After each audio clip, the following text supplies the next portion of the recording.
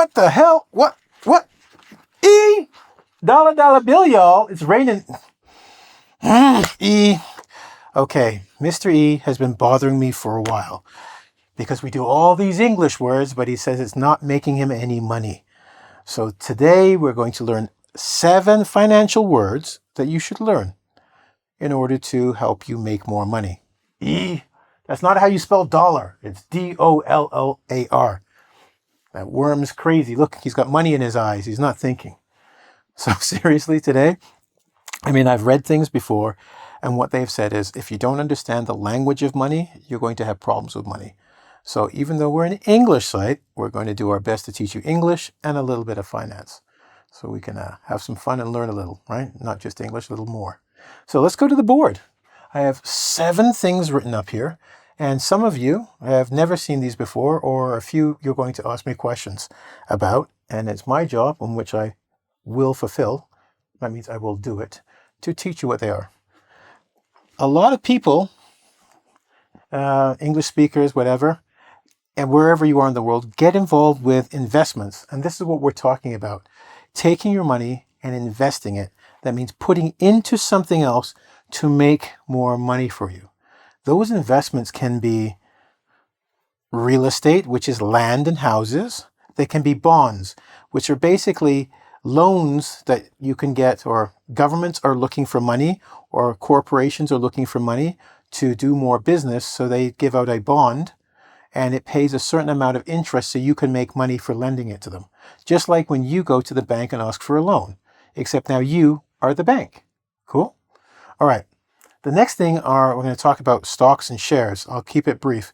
Stocks and shares are not exactly the same. I want you to think of it like this. Stocks, like Apple stocks, are like an apple pie. It's the whole pie. While a share is a piece of the pie. So when you say you own stocks, it means you own companies, pieces of companies.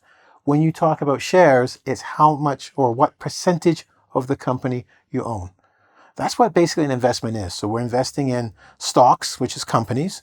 We buy shares, which is pieces of the company. We buy bonds, which is giving loans to businesses so they will pay us interest to make money. Or we buy real estate and hope the real estate goes up to make money, or we rent it. Now that I've given you the basics of an investment, that's a first-year university course in 2 minutes. Let's talk about what you need to know to make this work for you. One of the first things we want to look at is called risk tolerance. A lot of people, even though they have money, don't think about risk tolerance. And this is basically the first place you should start at. If you're the type of person who goes to sleep at night and worries about your money, you are probably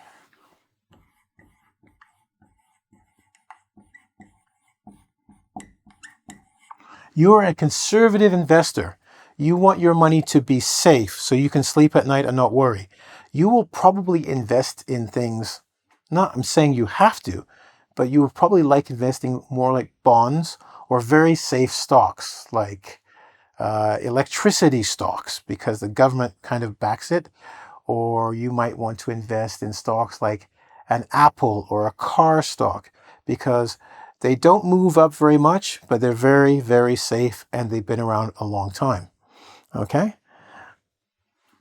If you are older, conservative stocks are the way to go, especially if you're retired because you really don't want to lose your money because you're not working. Now, if you're relatively young, between 30 and 60, yes, I said 60 is young. Okay, you might want to go into, you might be called a moderate investor, and that means you like a little bit of risk. Imagine going to an Indian restaurant and they say, would you like it spicy or not? You're going to say, a little bit of spice to make it nice. You don't want it without taste. You want a little kick, but not too much kick. Okay? In other words, you don't want to be on the toilet all night. Just keeping it real. You're a moderate investor. You're going to do what I said about bonds and maybe some real estate, but you might buy some stock in different companies. You may go from an Apple stock and maybe try a Tesla or maybe something new, but nothing too risky because you want to get your money back. And although you're young, you're not young, so you're 30, and you want to make sure there's lots of growth, but you won't lose your money. And you are still working, so if you make a mistake, you can fix it, right? Okay. Now, I like this word because it's aggressive. It's aggressive. It's really Scottish. Aggressive investors, they will take more risks. They will invest in new companies hoping for a lot of return very quickly, but there could be a lot of losses, or down, we call it downside, a lot of losses. So they are really risking it, okay? They're the ones who don't want to go for butter chicken when they go to the restaurant. They want the tikka masala with the seasoning, the hot, psst. Yeah, crazy, right? Or the spicy hot wings and burn their mouth. But they believe that being aggressive now will get them further ahead because they make way more money, but they can also lose a lot of money. You'll tend to find people in their 20s to mid-30s doing this one because they have time. If they make a mistake, they can always try again. Now, although I was talking about ages, this could just be your personality. You're a conservative person, you like to be safe, you like taking risks, you're aggressive, or you're moderate. You want to try a little bit of risk, but you want to be safe. So it's not always about age.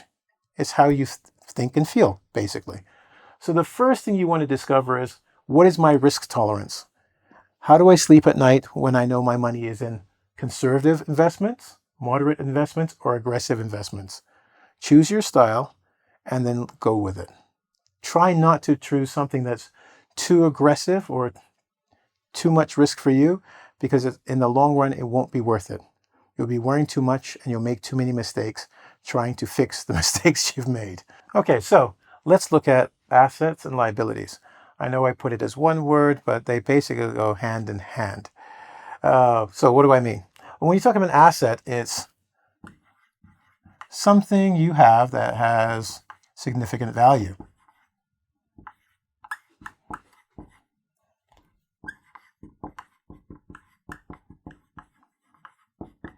For an example, a car. So if you buy a car, that's an asset because it has value. It can be resold, right? Now let's talk about what is a liability. So we're going to put A for asset over here, L for liability. That is something you owe.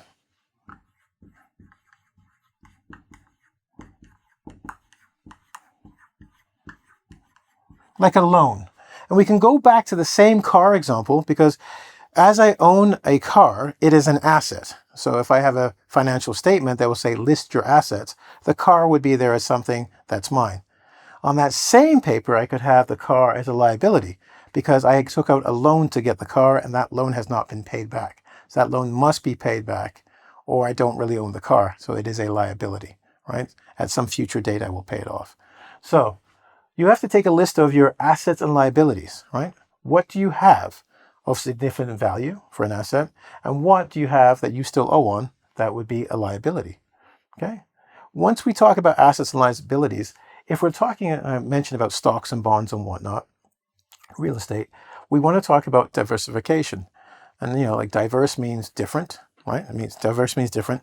And we want to talk about not owning just one thing. A lot of successful investors, they will have bonds, they will have shares, we were talking about, or stocks, or they will have real estate because the market, and the market is where things are traded, things fluctuate, things aren't all the same. And you know what I mean, because when you go to the grocery store, eggs are high one day, low another. The same happens with real estate and shares for stocks as well as bonds. They fluctuate as the economy changes, right? So we want to be diverse. So if one is up, usually the other is down. It's a bit of a balancing act that goes on. So diversification, I'm going to put this, I hope you don't laugh when I put this.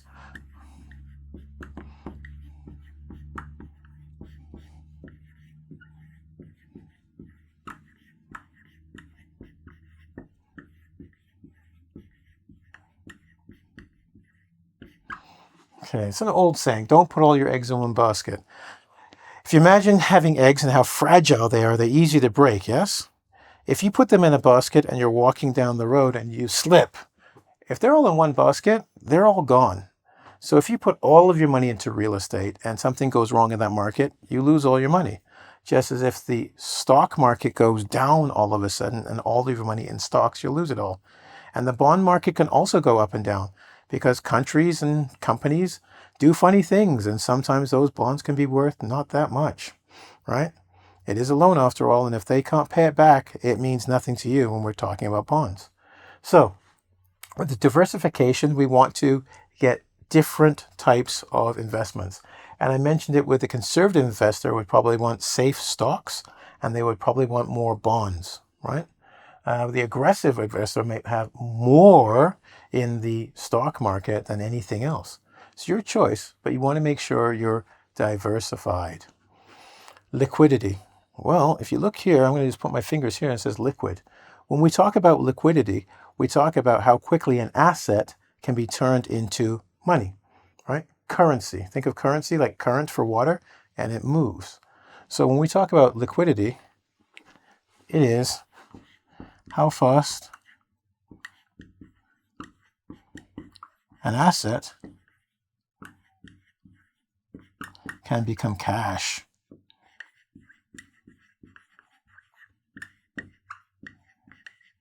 Okay? So if you have real estate, it's the least liquid because you have a house. You can't just go out and say, house money. You have to get it ready, fix it up, get people to come in and check it out. And then some people say yes, some people, that can be months. So it might take months to get out of it. With shares or stock, and we talked about over here, you can go to the stock market and then say, I want to sell these shares. It's much faster than real estate, but it's not as liquid as cash.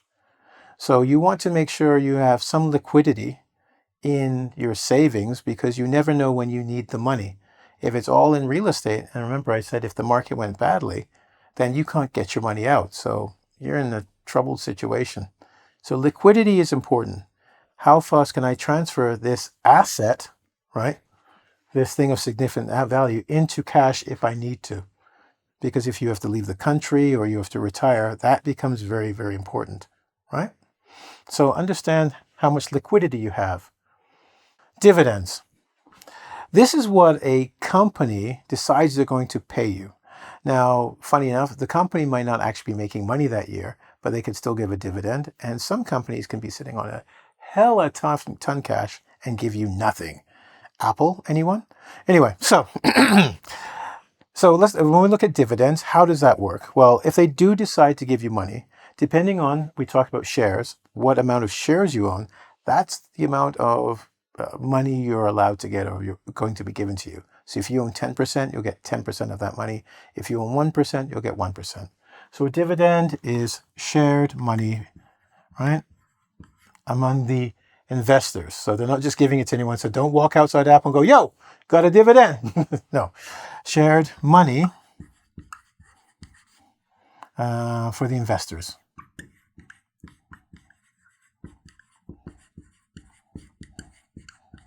From the company.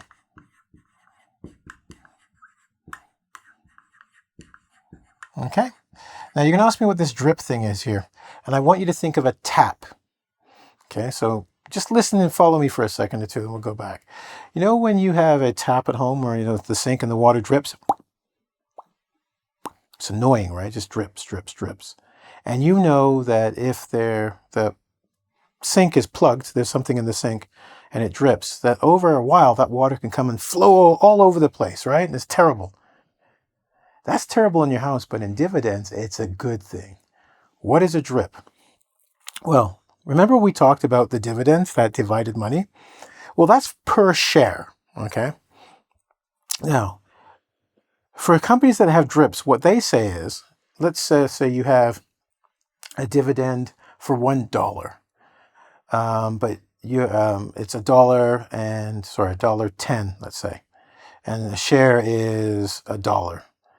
Well, you can buy one more, but now you have this 10 cents left over, right? So what are you going to do? Well, generally you either take the dividend or not, but the companies that offer drips, they say, okay, that $1.10, you can get one share plus 1/10 of a share. What? Yeah, you can get 1/10. So you can keep adding them up to get a new share. So depending on how many shares you have, you can get extra shares if you're in a DRIP program. A lot of companies offer them. It's great for the company because it's regular income for them because you don't take the money out. And it's good for you because you get the opportunity to buy more shares without necessarily investing more money. And the best part is it doesn't matter if the share is going up or down. Over time, it averages out because you're buying with your drip. Cool? All right. Yeah, sounds good. So go make some coffee and watch that drip, drip, drip, and smile your face off if you got some drips because you're making extra money. So that's drips. And I'm just going to put a little drip here.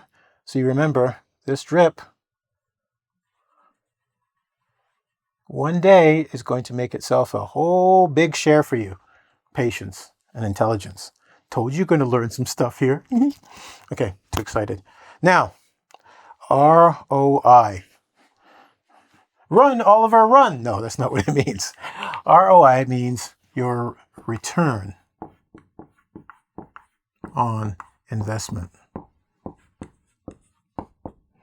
Now, return on investment is usually, we talk about the percentage. So if you put in $1,000 on an investment and you make $100, so you get $1,100 at the end of the year, you got a 10% return. So what's the return on your investment? 10%. You invested 1,000, you got 100, it's 10%. That's easy enough. We like to calculate that because inflation. I'll wait, we'll come back to that because that makes a big difference on what you make. Because many people think, I made this much money, yay, I have a good return on investment, look at my profit. And they don't know about this secret shark, dun dun, dun dun, dun dun, waiting to get them.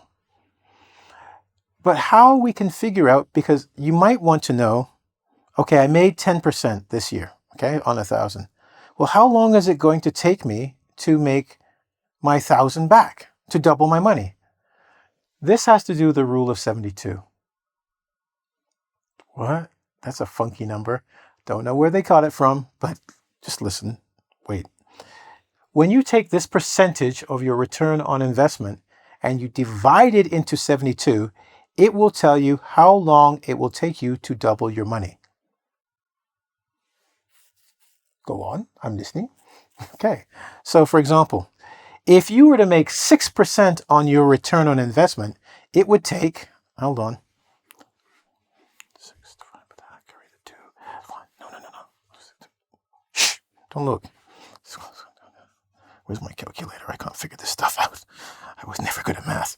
It will take 12 years. Woo, 12 years. So if you make 6% return on your investment, it will take 12 years from your $1,000 to go all the way to $2,000. And you can take any other number that's a percentage, put it into 72, and it will tell you how long it will take you to double it. Anyway, so we look at return on investment, but we also want to look at the rule of 72 to talk about how long it will take us to double that money and have to double it again and again to know that we have a significant amount of money, right? That's kind of cool. Simple little things that some people don't know about that you now know. Remember that shark? I talked about a shark for a reason. There's a little shark fin. Here's the water. Because sharks, here's his big teeth. Oh, sorry. It's a terrible shark. Here's a shark. That's my shark. Don't laugh. Here's his teeth. Okay, inflation. Inflation is, right, it eats away at the value of your money. Things get more expensive over time. So when we look at inflation, it's the rising cost of things over time that lessens the value of your money. Right now, inflation's running about 2.39%. Whatever that means, it just means everything that costs, if it cost $100 last year, it now costs $102.39. And inflation keeps happening every year. So if something cost $100 before, if you made $100 before and you got that money, the next year that money isn't really $100. It's going to be $97.11 in real money value. And inflation keeps happening. Sometimes it's higher and sometimes it's lower. And why is it on this thing here? Because a lot of people, when they talk about their return on investment and how much money they're making, they sometimes forget to think about inflation and how that shark is eating away at their money, right? It's taking bites out of their money. So that money is not always a whole dollar anymore. So you want to make sure that your return of investment is beating inflation. Some people have investments in the bank. They keep money in their bank account, and the bank account's paying, 2%, but inflation's at 4%. It means every year you're actually losing more and more money if you keep it there. So when we look at our return on investment, we want to look at the inflation rate to make sure we're moving our money to get a return on investment that beats inflation. Okay? One of the ways I've discussed you could do that is not only get dividends, get drips to help make your money grow faster, right? Figure out, what kind of diversification you can afford and you want, real estate, bonds, or stocks, all right? Make sure you keep assets. Try and keep your liabilities low, right? And most of all, figure out what kind of investor you're going to be so you can sleep at night. Now I've done that, we have to have a little bit of a quiz, right? You learn something, but you want to make sure you don't just know it, but you understand it so you can maximize your use, right? And you put a smile on your face like I got one now, knowing all that money coming into your bank. Dollar bill, y'all.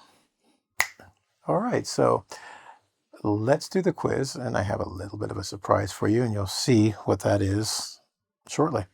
Okay, so let's make sure we got the as I said, understanding. Knowledge is nice, understanding is better, because with understanding you can actually use it. Cool? All right. First one we have is the rise in the price of goods and services over time is called, what would that be? That's right, inflation.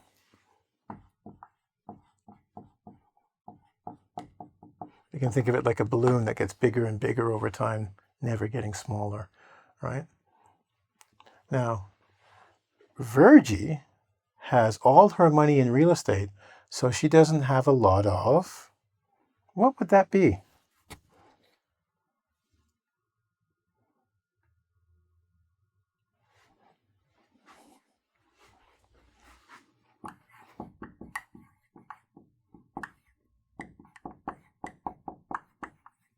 Diversification. Do you remember I said we have a bit of a surprise? I have to be honest, because some of you, I'm sure right now, put this down. And you could be right? You don't have a lot of diversification because all of our money is in real estate. That's not very diverse. That's the answer I was looking for. But if I'm honest, I can also say not a lot of liquidity, because I also said to you, if you have real estate, it takes a lot to sell the real estate. You can't just get money right away. So to be honest, either one could be correct here, and that was my surprise, because I really wanted to see if you could figure it out. So if you got liquidity, give yourself a tap on the shoulder, because you listened to what I said and you realize that real estate is not liquid, right? Poor Virgie, she has to wait to get her money.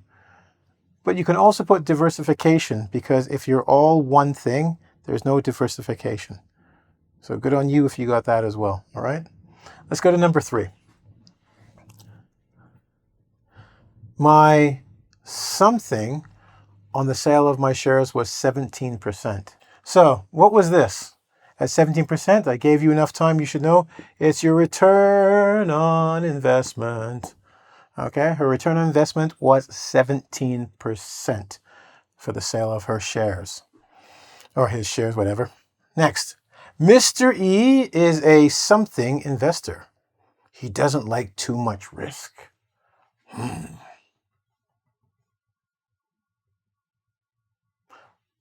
That's right, conservative. So it's a conservative investor. All right, doesn't like risk. So you might not like risk either, because you like sleeping well at night. So you want to make sure your investments are safe, not too risky, not too spicy. Okay, so this is, once again, it's another joke of mine. So go, funny guy, get on with the lesson. I have only one something. It is me. I worked very hard to make myself very valuable. What would that be?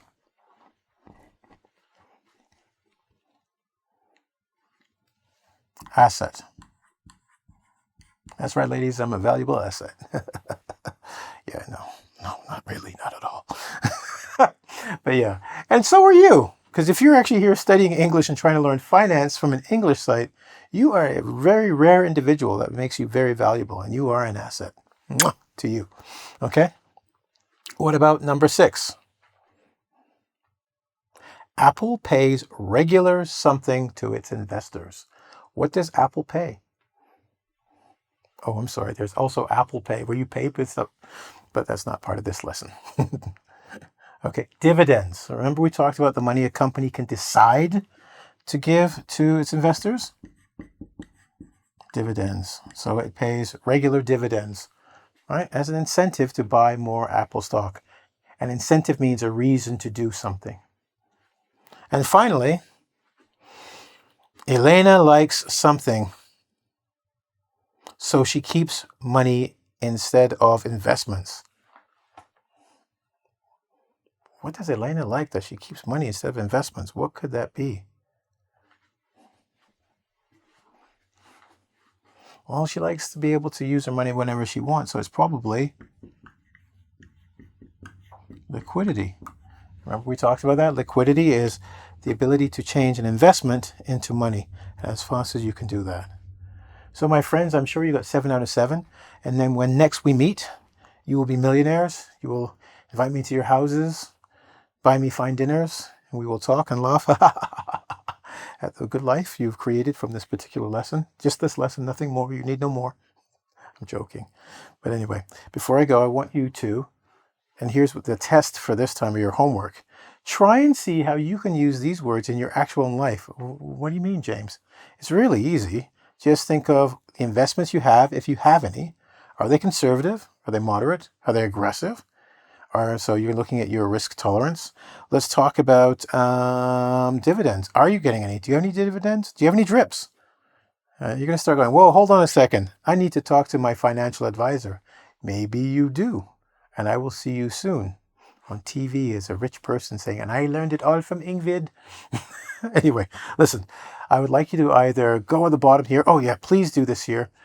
Try and make at least, as I said, your homework is to check your own life. You see if you can use these words, because that's called financial literacy. Because then you can actually have more control over your finances, which is great. But just for the fun of it, try and make up a sentence like I did and use the words correctly. And people underneath, you're going to give them, I always say points, but let's say millions of dollars. Let's say $1,000 for every good sentence they make. So if they can make 7 sentences, they can make $7,000. That's a great R.O.I, right? Anyway, use this video. Yeah. And I will see you soon. All right? Take care. Bye.